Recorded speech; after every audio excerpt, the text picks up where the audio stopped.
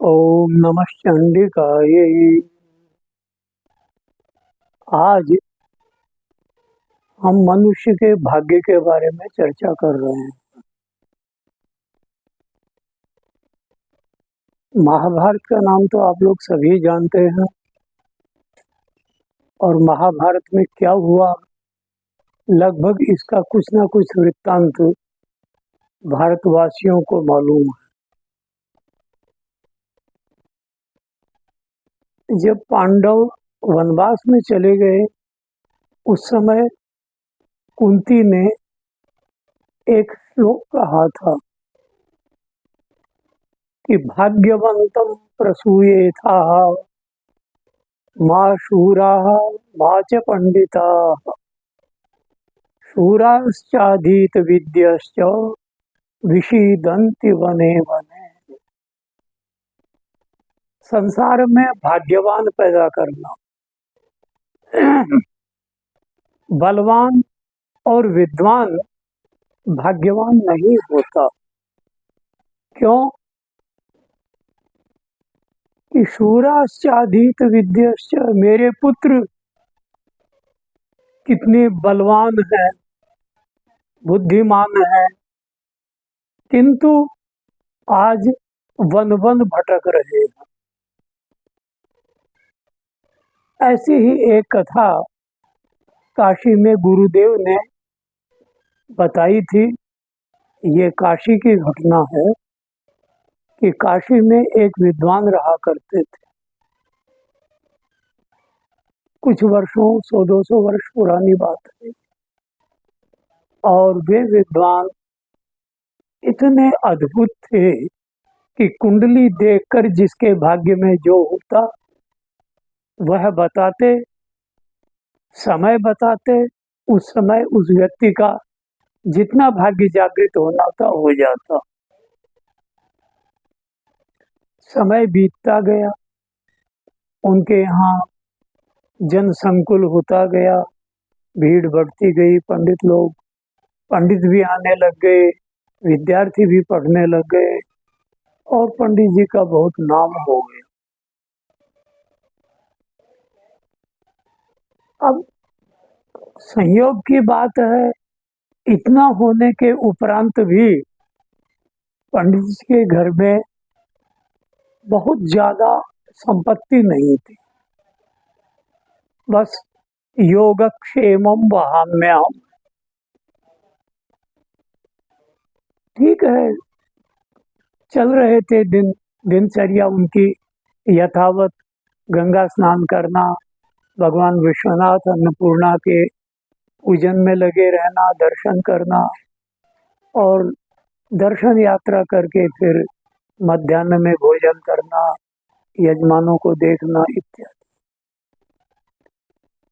एक दिन पंडित जी और उनकी पत्नी पंडितानी दोनों बैठे हुए थे। तो पंडितानी ने बड़े ही मधुर स्वर से कहा कि महाराज, आप इतने अच्छे विद्वान हैं, दुनिया का भाग्य बताते हैं, अपने घर का भी तो बताइए, अपने घर में भी लक्ष्मी आए और हम लोग भी समृद्ध हों, ऐसा उपाय आप बताइए ना। आपके बताने से कितने लोग समृद्ध हो गए। पंडित जी शांत रहे, कुछ स्मित हास्य यानी मुस्कुराए और ध्यान लगाया उन्होंने। समझ गए, ज्ञानी थे। कुछ समय पश्चात उन्होंने पत्नी से कहा कि देवी, अमुक दिन मैं एक मुहूर्त बताऊंगा।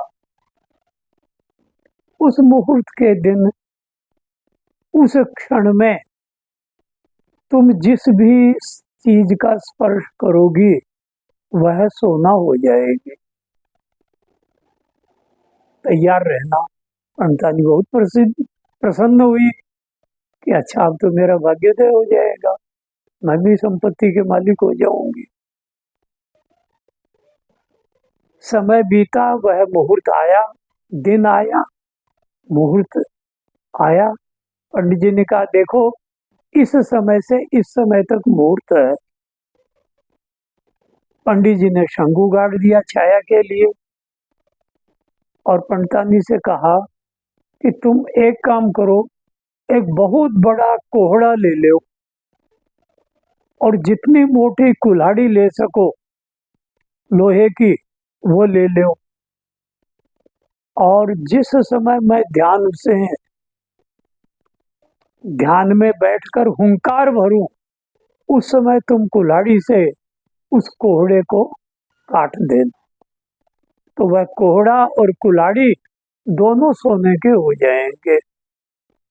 तो महाराज हाँ ऐसा ही करूंगी, मैं आपकी आज्ञा का पालन करूंगी।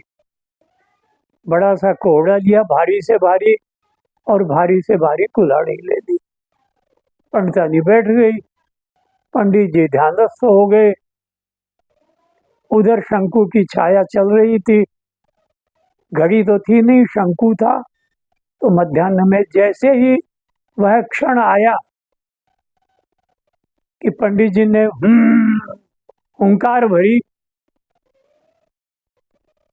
हुंकार भरते ही पंडितानी चेती और हुंकार के एक क्षण बाद उन्होंने कुल्हाड़ी से उस कोहड़े को काट दिया। पंडित जी ध्यान से जागृत हुए,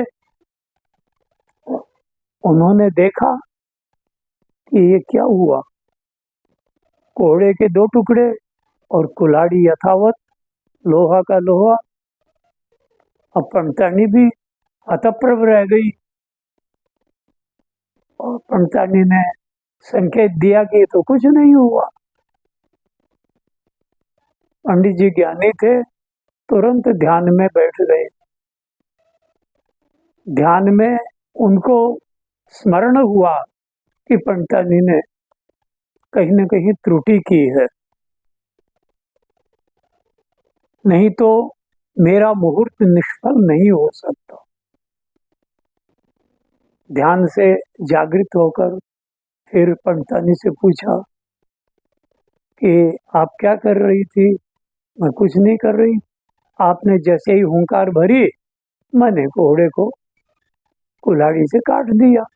अच्छा आप अपने हाथ दिखाइए। पंडित जी ने पंडितानी जी के हाथ देखे तो हाथों में कुछ नहीं मिला।